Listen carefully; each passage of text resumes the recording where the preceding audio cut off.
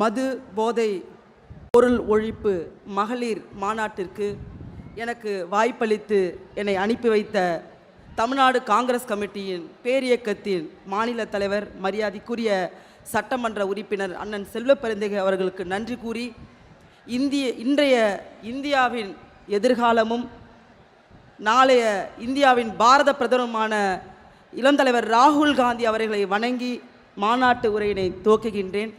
இந்த மாநாட்டிற்கு தலைமையேற்று நடத்தி கொண்டிருக்கின்ற விடுதலை சிறுத்தையின் தலைவர் மரியாதைக்குரிய நாடாளுமன்ற உறுப்பினர் அண்ணன் திருமாவளவன் அவர்களுக்கு மாநாட்டை சீரம் சிறப்பாக நடத்தி கொண்டிருக்கின்ற அண்ணன் அவர்களுக்கு அகில இந்திய காங்கிரஸ் கமிட்டியின் சார்பாக வாழ்த்துக்களை தெரிவித்துக் கொள்கின்றேன். மற்றும் இந்த மாநாட்டுக்கு வருகை தந்திருக்கின்ற திராவிட முன்னேற்ற கழகத்தின் அமைப்பு செயலாளரும் மரியாதைக்குரிய மூத்த முன்னோடியுமான அண்ணன் RS பாரதி அவர்களே, முன்னாள் நாடாளுமன்ற உறுப்பினரும் திராவிட முன்னேற்ற கழகத்தின் பேச்சாளர் அண்ணன் TKS இளங்கோவன் அவர்களே, மற்றும் மரியாதைக்குரிய ஐயா வைகுண்டர் இயக்கத்தை சார்ந்த தலைவர் பிரஜாபதி அடிகளார் அவர்களே, மரியாதைக்குரிய நாடாளுமன்ற உறுப்பினர் அண்ணன் ரவிக்குமார் அவர்களே, சட்டமன்ற உறுப்பினர் அண்ணன் சிந்தனை செல்வன் அவர்களே, என்னோடு கருத்துரையாற்ற வருகை தந்திருக்கின்ற சகோதரி வாசுகி அவர்களே, ஆணிராஜா அவர்களே, ரெஹனா ஷேக் முகமது அவர்களே, கருத்துரை ஆட்சி அமர்ந்திருக்கிற ஃபாத்திமா முசாஃபர் அவர்களே, ராணி ஆலிமா அவர்களே, முத்துலட்சுமி வீரப்பன் அவர்களே, மற்றும் இந்த மாநாட்டை ஒருங்கிணைத்து வெற்றிகரமாக நடத்தி கொண்டிருக்கின்ற மரியாதைக்குரிய அண்ணன் வன்னியரசு அவர்களே, வழக்கறிஞர் எழில்கருண் அவர்களே, வழக்கறிஞர் அட்வொகேட் ரஜினிகாந்த் அவர்களே, சட்டமன்ற உறுப்பினரும் சிறந்த பேச்சாளருமான நவாஸ் அவர்களே, மற்றும் இந்த மாநாட்டுக்கு அலைகளென திரண்டு வந்திருக்கின்ற சிறுத்தைகளே, குறிப்பாக மயிலாடுதுறை மாவட்டத்தில் எனது வெற்றிக்காக பாடுபட்ட சிறுத்தைகளின் மாவட்ட தலைவர்கள் முல்லை வளவன் அவர்களே, தாமு அவர்களே, மோகன்ராஜ் அவர்களே, ராஜ்குமார் அவர்களே, தமிழ் இனியன் அவர்களே, அனைவருக்கும் நன்றி கூறி இன்றைக்கு இந்த தேதியில் ஏன் இந்த மாநாட்டை மது ஒழிப்பு மாநாட்டை நடத்த வேண்டும் அண்ணன் திருமாவளவன் என்ற கேள்வி எல்லோருக்கும் எழுந்தது. இன்றைக்கு வரலாற்று சிறப்பு மிக்க நாள், அக்டோபர் 2 காந்தியின் பிறந்த நாள். காந்திக்கு ஒரு லட்சியம் இருந்தது, இந்திய தேசத்தை எப்படியாவது சுதந்திரம் அடைய செய்த வேண்டும் என்று. அந்த லட்சியத்தின் கூடவே மதுவை விலக்கிட வேண்டும் என்ற மிகப்பெரிய கொள்கையோடு சுதந்திர போராட்டத்தின் பிரச்சாரத்தோடு மது விலக்கு கொள்கைக்கான பிரச்சாரத்தையும் முன்னெடுத்து ஆணித்தரமாக இந்தியா முழுவதும் அதை பரப்பியவர் மரியாதைக்குரிய அண்ணல் காந்தியடிகள் அவர்கள். ஏன் அதை செய்தார்?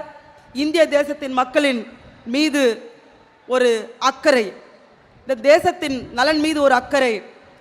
இந்தியா சுதந்திரம் அடைந்த பின்பாக மது இல்லாத தேசத்தை கட்டமைக்க வேண்டும் என்று காந்தியடிகள் மிகப்பெரிய கனவு கண்டார். அதே போன்று காந்திய பார்வையில் காந்திய சிந்தனையோடு இன்றைக்கு அண்ணன் திருமாவளவன் அவர்கள் கடைசி மனிதனுக்கு அதிகாரம், கடைசி மனிதனுக்கு ஜனநாயகம் என்ற அடிப்படையில் அரசியல் பயணத்தை மேற்கொண்டிருக்கின்ற அண்ணன் திருமாவளவன் அவர்கள் இன்றைக்கு மது ஒழிப்பு போதைப் பொருள் ஒழிப்பு என்ற மாநாட்டை தமிழக மக்கள் மீது உள்ள அக்கறையின் பாலும் தமிழ்நாட்டின் மீது உள்ள அக்கறையின் காரணமாக இந்த மாநாட்டை நடத்தி கொண்டிருக்கின்றார்.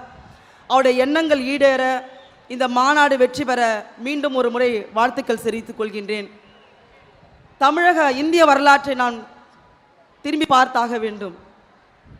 குறிப்பாக தந்தை பெரியார் அவர்கள் ஈரோடு இல்லத்திற்கு அண்ணல் காந்தி அவர்கள் சென்ற பொழுது 2 பெண்கள் காந்தி அடிகளிடம் சென்று, ஐயா, நீங்கள் இந்த தேசத்தின் சுதந்திரத்திற்காக போராடுகிறீர்கள், பிரச்சாரம் செய்கிறீர்கள், அதோடு மது விலக்குக்கும் சேர்த்து நீங்கள் பிரச்சாரம் செய்ய வேண்டும், மதுவால் பெண்கள் பாதிக்கப்படுகிறார்கள் என்ற விஷயத்தை காந்தியடிகளிடம் சொன்னபொழுது காந்தியடிகள் அதை உன்னிப்பாக கவனித்து அதை உள்வாங்கினார்.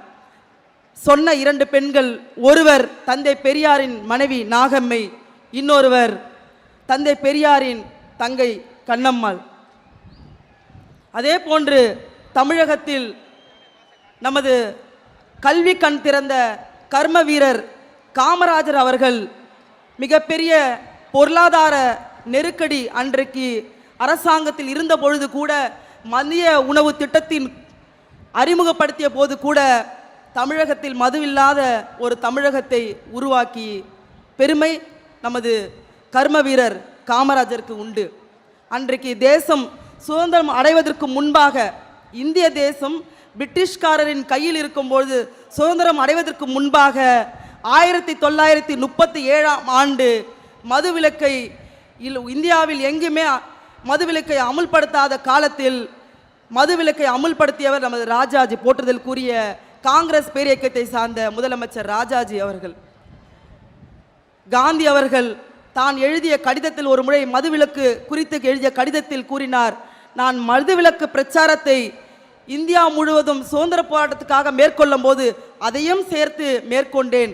ஆனால் மிக வேகமாக அதை ஆணித்தரமாக கொண்டு சென்றது எப்பவென்றால், தமிழகத்தில் 2 பெண்கள் என்னை சந்தித்து இதை குறித்து, இதனால் பெண்களுக்கு ஏற்படுகின்ற துன்பங்களை குறித்து பெண்கள் சொன்ன பின்பாக மேலும் இந்த பிரச்சாரத்தை வலிமையோடு எடுத்து சென்றேன் என்றார். அதனாலே என்னவோ அண்ணன் திருமாவளவன் அவர்கள் இன்றைக்கு பெண்களை அழைத்து இன்றைக்கு இந்த மகளிர் மாநாட்டை நடத்தி கொண்டிருக்கின்றார். அதே போன்று இன்றைக்கு குஜராத் மாடல் என்று பொய் பிரச்சாரத்தை நமது மாண்புமிகு மரியாதைக்குரிய பிரதம மந்திரி சொல்லிக் கொண்டிருக்கிறார். அங்கு மது ஒழிக்கப்பட்டிருக்கிறது, மதுவே இல்லை குஜராத்தில் என்று. அதெல்லாம் சுத்த பித்தலாட்டம். அங்கு இருக்கின்ற இளைஞர்கள் 21 வயதுக்கு மேற்பட்ட இளைஞர்கள் பர்மிஷனோடு கவர்மெண்ட் கிட்ட பர்மிஷன் வாங்கி அங்கு இது போன்ற போதைக்கு அடிமையாகி கொண்டிருக்கின்றார்கள். அங்கு டைமண்ட் மெர்ச்சன்ட் என்ற ஒரு இடத்திற்கு பேர் உள்ளது. உலகத்திலேயே அதிகமான வைரங்களை ஏற்றுமதி செய்கின்ற இடம். அங்கு இந்த மதுவிலக்கு அளிக்கப்பட்டிருக்கின்றது. அதே போன்று ஃபினான்ஷியல் டெக்னாலஜி, ஒரு நிமிஷம் மேடம், பெண்களுக்கான மாநாடு இங்கேயாவது பேச அலோ பண்ணுங்க. அந்த இடத்துல கூட மதுவிலக்கு அறிமுகப்படுத்தியிருக்கிறது. நான் ஏன் இதெல்லாம் மதுவிலக்கு அறிமுகப்படுத்தப்பட்டிருக்கிறது அப்படின்னு சொன்னால், மதுவிலக்கு இங்கு அறிமுகப்படுத்த ஒழிக்க வேண்டும் என்ற எதிர்ப்பான எண்ணத்தோடு கிடையாது. மது என்பது உலக அளவில் இருக்கின்றது. இதை படிப்படியாக நாம் குறைக்க வேண்டும். அதற்கு ஒட்டுமொத்த சமூகமும் ஒன்றாக இணைந்து பாடுபட வேண்டும். ஏனென்றால் அன்றைக்கு தந்தை பெரியார் அவர்கள் சாதி ஒழிப்பு, பெண்கள் விடுதலை என்று பேசும்பொழுது அன்றைக்கு இருந்த மனிதர்கள் சொன்னார்கள், உங்கள் காலகட்டத்தில் அது நடக்காது என்று. ஆனால் இன்று நடந்திருக்கின்றது. பெண்கள் விடுதலை அடைந்திருக்கின்றார்கள். சாதி என்றாவது ஒரு நாள் ஒழிந்தே ஆகும் என்ற நம்பிக்கையோடு நாம் இங்கு அமர்ந்திருக்கின்றோம். அதே போன்று மது விலக்கு என்பது என்றாவது ஒரு நாள் இந்த மாநாட்டின் மூலமாக தொடக்கமாக இருந்து ஒரு நாள் ஒழிக்கப்படும். ஒரு சிறு விஷயங்களை சொல்லி நான் முடிக்கின்றேன். 2014க்கு பின்பாக போதைப் பொருள் இந்தியாவில் அதிகப்படியான இடங்களில் இன்றைக்கு பரவி கிடக்கின்றது. மாணவர்கள் கையில் அது சர்வசாதாரணமாக கிடைக்கிறது என்றால் இந்தியா முழுவதும் நடந்து கொண்டிருக்கின்றது. 2014க்கு பின்பாக அதானி போர்ட் மூலமாக மகாராஷ்டிராவில் 36,000 கிலோ கஞ்சாவை பறிமுதல் செய்தார்கள். சற்று சிந்தித்து பாருங்கள். 2014க்கு பின்பாக போதைப் பொருள் இன்றைக்கு இந்தியா முழுவதும் பரவி கிடக்கிறது.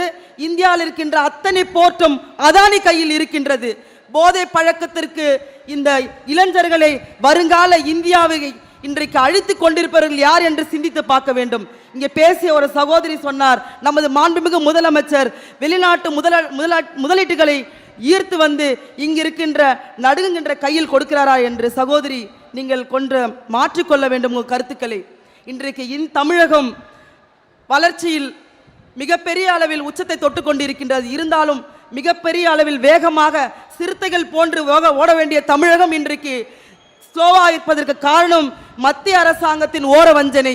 தமிழகத்துக்கு தர வேண்டிய நிதியை கொடுக்காமல் இருக்கிறார்கள். குறிப்பாக தயவு செய்து இதை அத்தனை பேரும் மனதில் வைத்துக் கொள்ள வேண்டும். குறிப்பாக தமிழகத்துக்கு கொடுக்க வேண்டிய கல்விக்கான நிதியை தராமல் இழுத்தடித்துக் கொண்டிருக்கிறார்கள். என்று இந்த வருஷத்துக்கான கல்வி நிதியை தந்திருக்க வேண்டும். இன்றைக்கு நவம்பர், டிசம்பர், ஜனவரி 3 மாதம் தான் இருக்கு. நமக்கான கல்வி நிதி தரவில்லை. யாருக்கான இன்றைக்கு எப்படி நின்று கொண்டும் இருக்கிறோம்? பட்டியலின சமூகத்தை சார்ந்த மக்களும் பிற்படுத்தப்பட்ட சமூகத்தை சார்ந்த மக்கள் இன்றைக்கு நின்று கொண்டும் இருக்கிறோம் என்றால் இதற்கு நமக்கு கிடைத்த கல்வி அறிவு மட்டுமே. அந்த கல்வி அறிவை சிதைக்க வேண்டும் என்பது RSS சித்தாந்தம். அந்த சித்தாந்தத்தை இன்றைக்கு மாண்புமிகு மோடி அவர்கள் நிறைவேற்றி கொண்டிருக்கின்றார். கல்விக்கான தர வேண்டிய நிதியை தமிழகத்துக்கு தராமல் போதைப் பொருளை இந்தியா முழுவதும் சர்க்குலேட் செய்து கொண்டும் கல்விக்கான பணத்தை தமிழகத்துக்கு தராமல் தமிழக மக்கள் படிக்கக்கூடாது என்ற எண்ணத்தோடு பிஞ்சு குழந்தைகளை பழிவாங்க நோக்கத்தோடு நம்முடைய பொது எதிரியான மோடி அவர்கள் இன்றைக்கு செயல்பட்டு கொண்டிருக்கிறார். அதை கேள்வி கேட்க வேண்டும். இது போன்ற மிகப்பெரிய மாநாட்டை அருமை அண்ணன் திருமாவளவன் அவர்கள் எடுக்க வேண்டும் என்று நான் கோரிக்கை வைக்கின்றேன். அண்ணன் கண் அசைத்தால் நீங்கள் இப்படி பேர் கூடியிருக்கிறீர்கள், கை அசைத்தால் எத்தனை லட்சம் பேர் வருவீங்க எனக்கு தெரியல. சென்னையிலேருந்து வரும்போது நான் 3 மணி நேரத்தில் இந்த மாநாட்டுக்கு வந்தேன். ஆனால் மாநாட்டில் அங்கே 1 கிலோமீட்டரில் இருந்து இங்கே மாநாட்டுக்குள்ளே வர்றதுக்கு எனக்கு குறைஞ்சபட்சம் 2 மணி நேரம் ஆச்சு. அந்த அளவுக்கு மக்கள் அலைக்கடலான அன்போடு அண்ணன் திருமாவளவன் அவர்கள் அழைத்த மாநாட்டுக்கு வருகை தந்த அத்தனை நல்ல உள்ளங்களுக்கும் நன்றி கூறி பாராட்டுகின்றேன். நமக்கென்று ஒரு பொது எதிரி உண்டு. அந்த பொது எதிரியை நாம் விரட்டி அடித்தே ஆக வேண்டும். இல்லை என்றால் அந்த பொது எதிரி புல்டோசரை கொண்டு சிறுபான்மையின் மக்களின் வீடுகளை மட்டுமல்ல நம் அடுத்த தலைமுறையையும் இடித்து தள்ளுவார். நம் பொது எதிரியை சந்தித்தாக வேண்டும். அதற்கு ஒன்றாக இணைந்து பணியாற்ற வேண்டும் என்று கூறி அரசியல் தளத்தில் ஒன்றாக இணைவோம், பயணிப்போம். அதே போன்று கடைசியாக ஒன்றே ஒன்று, நமது புரட்சியாளர் அம்பேத்கர் மிக தீவிரமாக மதுவை விலக்க வேண்டும் என்ற கொள்கையில் மிக தீவிரமாக இருந்தார். அவர் கடைசியாக இன்னொரு விஷயத்திலும் தீவிரமாக இருந்தார். இந்தியா முழுவதும் இருக்கின்ற கிராமங்களில் நூலகங்களை அமைக்க வேண்டும் என்ற கொள்கையில் தீவிரமாக இருந்தால் படிப்பு மட்டுமே, அறிவு சார்ந்த சமூகம் மட்டுமே எல்லாத்தையும் மாற்றி அமைக்கும் என்று நம்பினார். அம்பேத்கர் வழியில் நாம் பயணிப்போம். ஜெய்ஹிந்த். நன்றி, வணக்கம்.